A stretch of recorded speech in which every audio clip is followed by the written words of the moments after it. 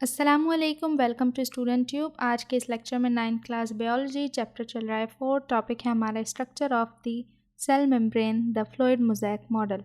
S.J. Singer and G.L. Nicholson proposed the fluid mosaic model of the cell membrane in 1972। अब 1972 में S.J. Singer and J.L. Nicholson ने एक fluid mosaic model है पेश किया था।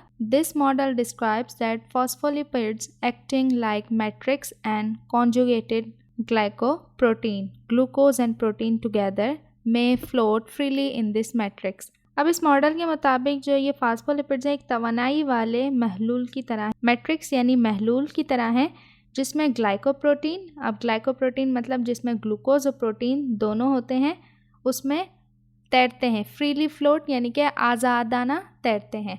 This model describes the structure of the cell membrane as a fluid structure with various protein and carbohydrate components floating freely in the membrane. अब ये model बताता है कि जो सेल मेम्ब्रेन है इसकी साख्त जो होती है वो मैट्रिक्स की तरह है, जिसमें मुख्तलिफ़ किस्म के जो प्रोटीन हैं और कार्बोहाइड्रेट हैं वो आज़ादाना तैरते हैं, यानी उनके जो कंपोनेंट हैं वो आज़ादाना तैरते हैं। All the exchanges between the cell and its environment have to pass through the cell membrane। अब इस माहौल से सेल और सेल से इसके माहौल में जिन भी चीज़ों का जो एक्सचेंज है वो इसी सेल मेम्ब्रेन के ज़रिए होता है। The cell membrane is selectively permeable to ions, for example hydrogen, sodium, small molecules, oxygen, carbon dioxide and larger molecules, glucose and amino acids, and control the movement of substances in and out of the cells। अब cell membrane जो है वो एक selective permeable membrane है, यानी कि बहुत ज़्यादा नफूज पजीर होती है। अब इसमें आयंस क्या होते हैं, जैसे हाइड्रोजन, सोडियम, और आप इसे केमिस्ट्री में पढ़ भी रहे होंगे। इसके अलावा स्मॉल मॉलिक्यूल्स जैसे कार्बन डाइऑक्साइड और ऑक्सीजन, और लार्जर मॉलिक्यूल्स जैसे कि ग्लूकोज, अमाइनो एसिड वगैरह सेल के अंदर से बाहर और बाहर से अंदर आने की मूवमेंट को कंट्रोल करता है। It perform many important function within the cell such as osmosis, diffusion, transport of nutrients into the cell, processes of ingestion and secretion. अब ये जो हैं बहुत सारे फंक्शन परफॉर्म करते हैं सेल के अंदर, जैसे कि osmosis, diffusion, transport of nutrients into the cell, process of ingestion and secretion. तो ये तमाम चीज़ें जो हैं अब हम आगे पढ़ने वाले हैं। तो यहाँ पर जो सेक्शन ऑफ सेल मेम्ब्रेन देखें तो यहाँ पर जो है ग्लाइकोप्रोटीन है, ग्लाइकोप्रोटीन विद कार्बोहाइड्रेट। इसके बाद यहाँ पर glycoprotein lipids with carbohydrate attach, यहाँ पर आप देख सकते हैं, ठीक है। और ये ब्लू जो है वो है ग्लाइकोप्रोटीन, प्रोटीन विद कार्बोहाइड्रेट। इसके बाद यहाँ पर पेरिफेरल मेम्ब्रेन प्रोटीन, मतलब ये वो तमाम कंपोनेंट जो है आयंस उनको यहाँ पे मेंशन किया हुआ है।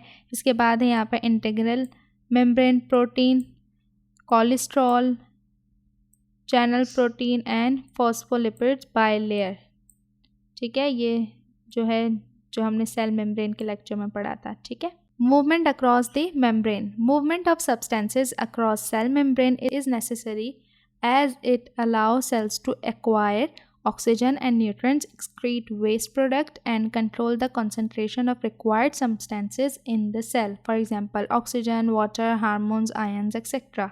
This movement occur by diffusion, osmosis, facilitated diffusion and active transport। अब मूवमेंट ऑफ सब्सटेंसेस जो हैं, यानी कि जो अज्जा होते हैं डिफरेंट किस्म के, उनकी जो मूवमेंट है सेल मेम्ब्रेन के ज़रिए बहुत अहम है। क्यों? क्योंकि सेल जो है वो इसके ज़रिए तमाम सब्सटेंसेस को हासिल करता है, एक्सक्रीट भी करता है बहुत सी चीज़ें, यानी कि बहुत सी चीज़ें खारिज करता है जो भी वेस्ट प्रोडक्ट्स होते हैं, और कंट्रोल भी करता है concentration of required substances in the cell, यानी कि वो इसके ज़रिए बहुत सारे मॉलिक्यूल्स को कंट्रोल भी करता है, जैसे पानी, ऑक्सीजन, हार्मोन्स और आयंस वगैरह, ठीक है।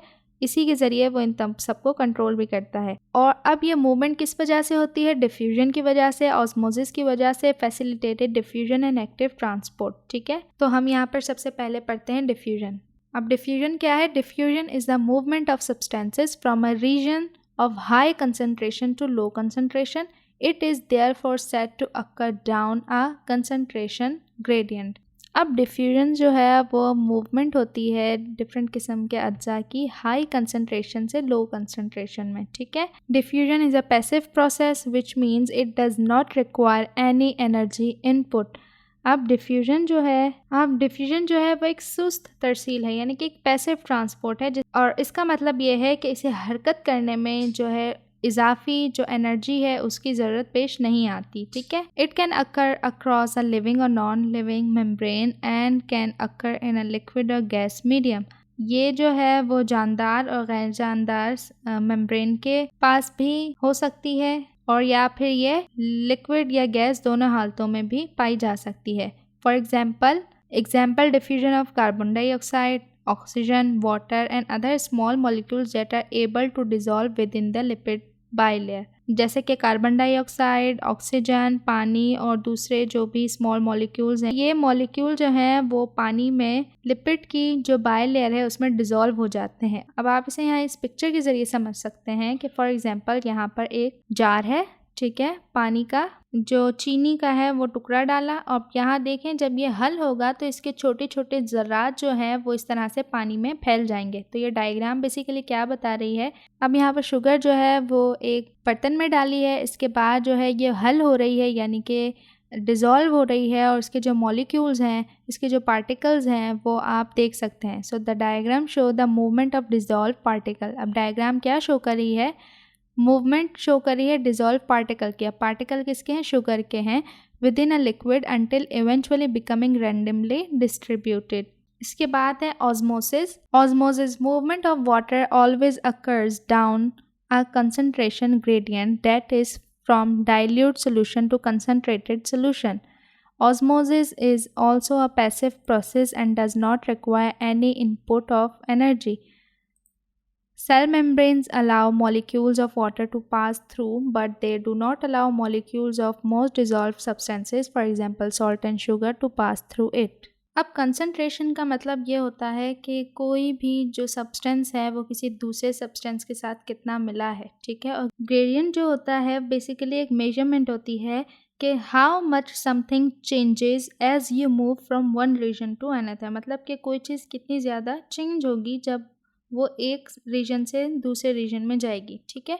So movement of water always occurs down a concentration gradient that is, अब पानी जो है वो हमेशा कंसंट्रेशन के फ़र्क की वजह से नीचे की तरफ हरकत करता है, यानी कि कम कंसंट्रेशन वाले महलूल से ज़्यादा कंसंट्रेशन वाले महलूल की तरफ। अब ऑस्मोसिस भी जो है वो एक किस्म का सुस्त अमल है, यानी कि एक पैसिव प्रोसेस है जिसको इजाफी एनर्जी की ज़रूरत जो है वो पेश नहीं आती। अब सेल मेम्ब्रेन जो है पानी के मॉलिक्यूल्स को आसानी से बिना किसी रुकावट के गुजरने देती है, बट बहुत से ऐसे डिज़ोल्व सब्सटेंसेस हैं, यानी कि बहुत से ऐसे हलशुदा कुछ मॉलिक्यूल्स हैं जो कि वो अपने अंदर से गुजरने नहीं देती। अब for example salt and sugar, वो इन चीज़ों को गुजरने नहीं देती। तो यहाँ पर अगर आप देखें ऑस्मोसिस का अमल जारी है, यानी कि सिलेक्टिवली परमेबल मेम्ब्रेन। अब यहाँ पर जो ये दरमियान की जो रेड लाइन है बेसिकली ये शो कर रही है मेम्ब्रेन को, ठीक है। अब जो कि पानी के मॉलिक्यूल्स को तो आसानी से गुजरने दे रही है, बट जो दूसरे डिज़ोल्व सब्सटेंसेस है जैसे कि सॉल्ट एंड शुगर, इस तरह के जो सब्सटेंसेस हैं उनको गुजरने नहीं देती, ठीक है। In biological system osmosis is vital to plant and animal cell survival. अब ये जो बायोलॉजिकल सिस्टम है उसमें ऑस्मोसिस जो है, अब ये जो फिगर है वो डेमोन्स्ट्रेट्स करती है how osmosis effects red blood cells and plant cells when they are placed in 3 different solution with different concentration. तो यहाँ पर जो है 3 डिफरेंट किस्म के जो कंसंट्रेशन सोल्यूशन है उनके अंदर जो है वो सेल्स रखे हैं, रेड ब्लड सेल्स, ठीक है। तो ये रेड ब्लड सेल है, ठीक है। अब यहाँ पर ये जो है हाइपरटोनिक महलूल है, हाइपरटोनिक सोल्यूशन में जो है H2O जो है वो अंदर जा रहा है, बट सेल जो है यहाँ पे बर्स्ट हो रहा है। इसके बाद आइसोटोनिक सोल्यूशन में H2O अंदर भी जा रहा है, बाहर भी आ रहा है, बट यहाँ हाइपरटोनिक में जो H2O है वो बाहर आ रहा है, ठीक है। जैसा कि यहाँ पर नीचे मेंशन है, यहाँ पर सेल वॉल है, साइटोप्लाज्म है, वैक्यूल है, H2O जो है वो अंदर जा रहा है, आइसोटोन बाहर भी जा रहा है, अंदर भी आ रहा है, एंड हाइपरटोनिक में सोल्यूशन से बाहर आ रहा है, ठीक है। Plant cells use osmosis to absorb water from the soil and transport into the leaf. अब प्लांट सेल जो है ऑस्मोसिस को यूज़ करते हैं, बेसिकली क्या करते हैं, ज़मीन से पानी को जज्ब करते हैं और पत्तों तक पहुंचाते हैं। In hypertonic condition, a plant cell loses water and cytoplasm shrinks, and shrinkage of cytoplasm is called plasmolysis. अब hypertonic condition में क्या होता है कि प्लांट सेल जो है वो पानी लूज कर देते हैं और इससे साइटोप्लाज्म जो है वो सिकुड़ जाता है, एंड साइटोप्लाज्म का इस तरह से सिकुड़ना जो है कहलाता है plasmolysis. Osmosis in the kidney keeps the water and salt level in the body and blood at the correct level. अब ऑस्मोसिस जो है वो किडनी, इंसान की अगर हम देखें, किडनी के अंदर जो है वो वाटर और सॉल्ट के लेवल को बॉडी और ब्लड दोनों में करेक्ट लेवल में रखता है. तो ये था आज का लेक्चर. उम्मीद करती हूँ कि आपको अच्छे समझ आ गया होगा. वीडियो हेल्पफुल रहा हो तो आपने से करना है लाइक शेयर. चैनल पे न्यू है तो सब्सक्राइब के बगैर मत जाइएगा. मिलते हैं नेक्स्ट वीडियो में. तब तक के लिए अल्लाह हाफिज़.